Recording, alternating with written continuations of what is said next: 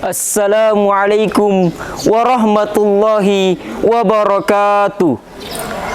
Alhamdulillah, alhamdulillahil wahidil qahhar, al-azizil ghaffar, mukawwiril laili 'alan nahar, tadhkiratan liulil qulubi wal absar, wa tabsiratan lidawil albabi wal i'tibar. Allahumma salli ala sayyidina Muhammad wa ala alihi wa ashabihi ajmain, amma ba'd. Pemirsa yang insyaallah dirahmati oleh Allah Subhanahu wa taala, puja dan puji syukur kita panjatkan atas kehadirat Allah Subhanahu wa taala yang telah memberikan kita berbagai macam nikmatnya sehingga kita masih bisa mendapatkan bulan suci Ramadan. Dan salawat berantaikan salam tak lupa pula kita kirimkan kepada junjungan kita baginda Nabiullah Muhammad sallallahu alaihi wasallam. Semoga kelak kita mendapat syafaat dari beliau dan diakui sebagai umat beliau. Pemirsa sosial media yang insyaallah dirahmati oleh Allah Subhanahu wa taala. Perkenalkan, nama saya Muhammad Abiduddin Muksid, perwakilan dari tim dakwah Mandua Polewali Mandar. InsyaAllah pada hari ini akan menyampaikan sebuah tausiah yang berjudul 6 adab berpuasa menurut Imam Al-Ghazali. Imam Al-Ghazali di dalam kitabnya beliau menukilkan ada 6 adab berpuasa. Yang pertama, thayyibul ghidha, mengonsumsi yang namanya makanan yang baik. Makanan yang baik tidak identik dengan makanan yang mahal, tidak identik dengan makanan yang lezat. Tetapi makanan yang baik adalah makanan yang baik bagi kesehatan dan makanan yang halal secara syar'i.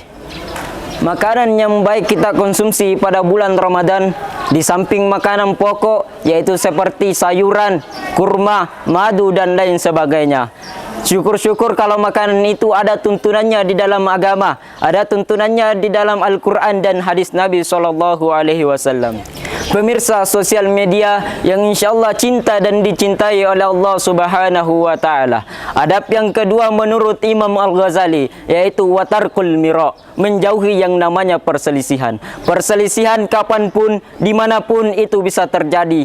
Tetapi kita harus pandai-pandai menjaga badan kita untuk menjaga ukhuwah di dalam bulan Ramadan, untuk menjaga kerukunan di dalam bulan Ramadan. Karena kalau kita berbuat dosa di bulan Ramadan, itu akan dilipat gandakan, dan begitu juga kalau kita membuat pahala di bulan Ramadan, itu dilipat gandakan. Dan kalau ada orang yang mencaci kita, mengajak kita kepada pertengkaran, maka katakanlah, inni shaimun, sesungguhnya aku berpuasa. Inni shaimun, sesungguhnya aku berpuasa. Ungkapan inni shaimun itu adalah penguat bahwasanya kita tidak mau berselisih dengan pihak manapun karena kita menjaga ukhuwah di dalam bulan Ramadan ini. Pemirsa yang insyaallah dirahmati oleh Allah Subhanahu wa taala.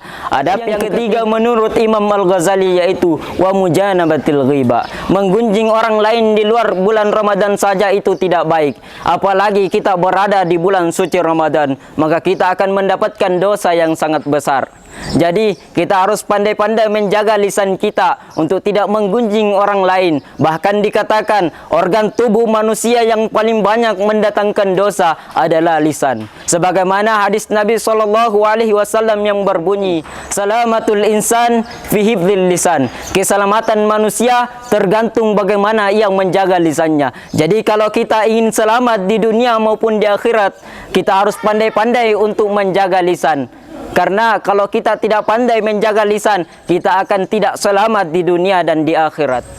Berapa banyak orang yang berselisih, bahkan saling membunuh akibat tidak pandai menjaga lisannya. Jadi hadirin sekalian, kita harus pandai-pandai untuk menjaga lisan kita agar kita selamat dunia wal akhirah. Pemirsa yang insyaallah dirahmati oleh Allah Subhanahu wa taala. Adab yang keempat menurut Imam Al-Ghazali yaitu warafdul kadzib, menolak yang namanya dusta.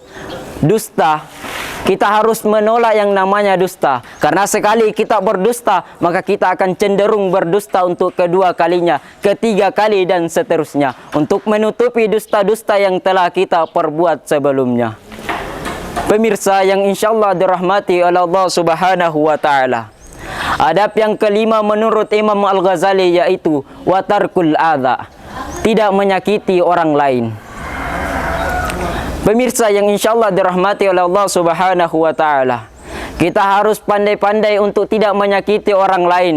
Karena kalau kita menyakiti orang lain, kita akan memutus yang namanya tali silaturahmi. Dan orang yang memutus tali silaturahmi, ia akan mendapatkan dosa yang sangat besar, hadirin sekalian. Hadirin yang insyaallah dirahmati oleh Allah Subhanahu wa taala.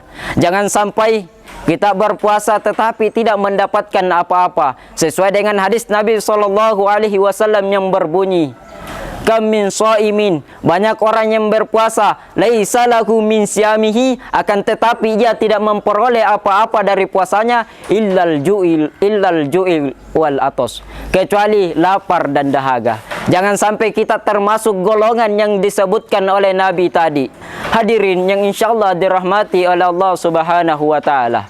Adab yang keenam menurut Imam Al-Ghazali, wa saunul jawarihi anil qabaihi, menjaga anggota tubuh untuk tidak berbuat buruk. Kita harus pandai menjaga anggota tubuh kita untuk tidak berbuat maksiat. Kita harus pandai menjaga kaki kita untuk tidak dilangkahkan ke tempat-tempat yang berbau maksiat. Kita harus menjaga pandangan mata kita untuk tidak menengok hal-hal yang maksiat. Kita harus menjaga tangan kita untuk tidak menggenggam apa-apa yang berbau maksiat. Hadirin yang insyaallah dirahmati oleh Allah Subhanahu wa taala. Jadi, kesimpulan yang dapat kita ambil dari ceramah yang singkat ini, marilah kita mempergunakan bulan Ramadan ini untuk sama-sama membenahi diri.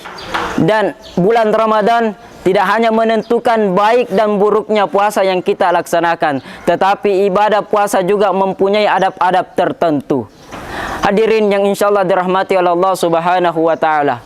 Mungkin cukup sekian apa yang saya sampaikan. Apabila ada kurangnya itu datangnya dari diri kami pribadi, dan apabila ada benarnya itu datangnya dari Allah Subhanahu wa taala. Akhir kata, selamat menjalankan ibadah puasa. Semoga amal ibadah puasa kita diterima oleh Allah Subhanahu wa taala.